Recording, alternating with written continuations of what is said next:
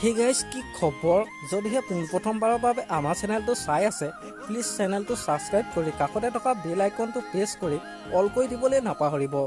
লগতে এটা কথা কওঁ যে মোৰ আৰু এটা ইউটিউব চেনেল আছে, নামটো হৈছে দেৱাশিষ ব্লগ 20K। আপোনালোকে যদি চাব বিচাৰে ডেছক্ৰিপশ্যনৰ লিংক দিয়া আছে, এবাৰ গৈ চাই ল'ব। অংগীকাৰ ধাৰাবাহিকত অভিনয় কৰা সেই সহজ সৰল চৰিত্ৰত অভিনয় কৰা আদ্যা ককায়েক কণ প্ৰকৃততে কোন হয়, ক'ত ঘৰ, কাৰ সৈতে বিবাহপাশত আবদ্ধ হৈছে, সকলো জনাম আপোনালোকক আজি এই ভিডিঅ'টোৰ জৰিয়তে।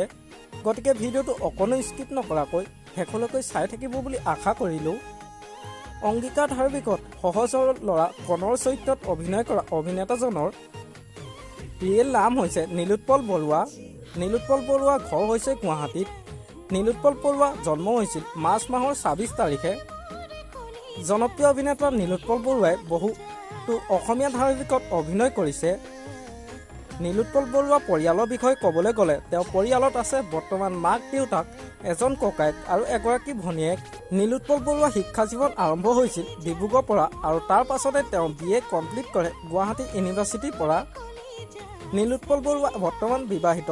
তেখেতৰ পত্নীৰ নাম হৈছে জোনালী দাস বৰুৱা। তেখেতৰ এগৰাকী কন্যা সন্তান আছে। কন্যা সন্তানগৰাকীৰ নাম হৈছে আৰাধনা বৰুৱা।